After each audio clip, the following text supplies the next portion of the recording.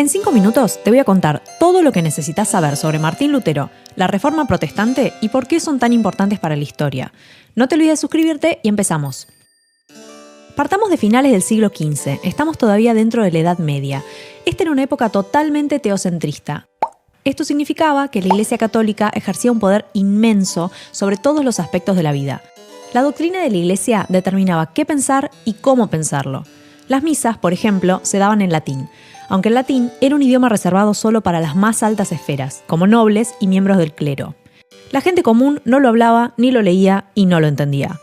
Aparte, tener una Biblia estaba penado por ley, y también leerla o interpretarla por sí mismo. El poder eclesiástico monopolizaba el concepto de la salvación del alma, y esta salvación se podía alcanzar por medio de la fe, obras, servicios y donaciones a la Iglesia. Acá es donde entra el tema de la venta de indulgencias. Las indulgencias eran cartas de perdón que emitía el Papa y permitía a quien las tuviera librarse de sus pecados en esta vida y reducir o hasta saltarse por completo el paso por el purgatorio. Y también se podían comprar para un familiar que ya estuviera muerto hace tiempo. Básicamente era tener un boleto directo al cielo, para quien pudiera pagarlo. Esto se venía haciendo desde hace un tiempo, pero con la llegada del Renacimiento, el clero empezó a contratar artistas para las nuevas iglesias y, lógicamente, el dinero tenía que salir de algún lado. Más específicamente, el Papa León X promovió la venta de indulgencias para pagar los gastos de la construcción de la famosa Basílica de San Pedro en Roma. Frente a esto, en 1517, un monje alemán llamado Martín Lutero clavó en la puerta de la Catedral de Wittenberg un escrito con 95 tesis en las que criticaba al Papa y la venta de indulgencias. En realidad no se sabe si fue tan teatral el gesto, pero con seguridad se las hizo llegar al clero. Estas 95 tesis serían la base de lo que llamamos Reforma Protestante.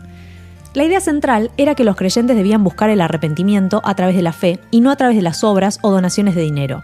Lutero creía que no se necesitaba un intermediario como el Papa para comunicarse con Dios y que las escrituras debían ser de libre interpretación. Era una idea muy disruptiva. Y por eso, 3 años más tarde, en 1520, el Papa lo declaró hereje y lo excomulgó.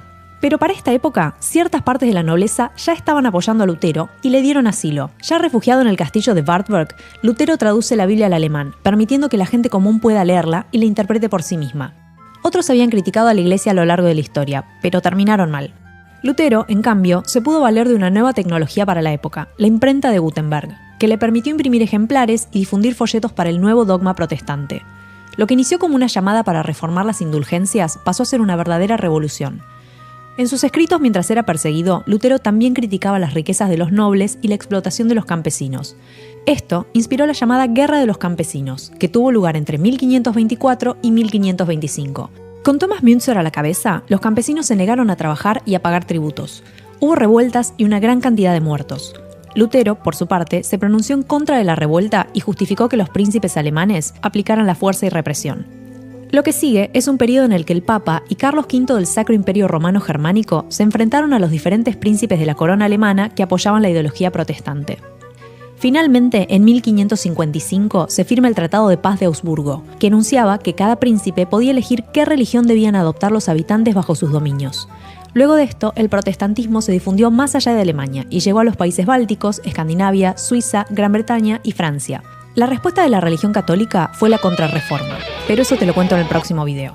Gracias por quedarte hasta el final y acordate de suscribirte para no perderte de ninguna publicación.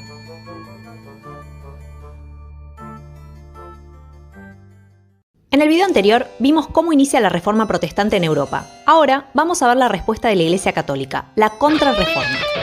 Antes de seguir, suscríbete y empezamos.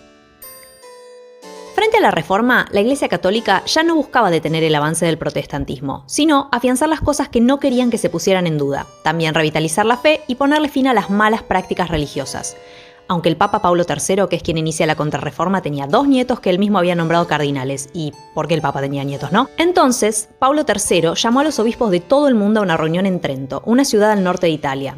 Esto es el Concilio de Trento, que tuvo lugar entre 1545 y 1563, un largo periodo de reuniones para ordenar las nuevas acciones de la Iglesia. Los puntos principales establecidos fueron que la fe era central, aunque las obras eran de igual importancia para alcanzar la salvación. El afianzamiento de la autoridad del Papa, la devoción a los santos y a la Virgen María, todos rechazados por la fe protestante. Se mantuvo el celibato para el personal de la Iglesia y se estableció la necesidad de que el clero se forme en seminarios.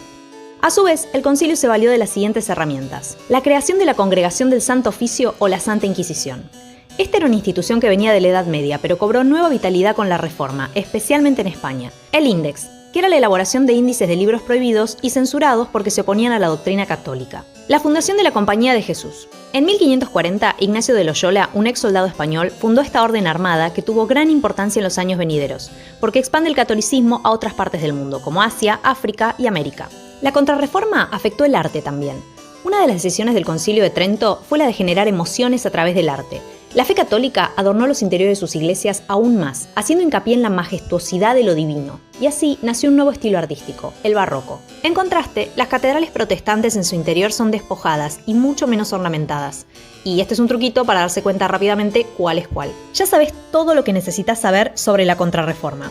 Gracias por quedarte hasta el final y no te vayas sin suscribirte para no perderte de nada.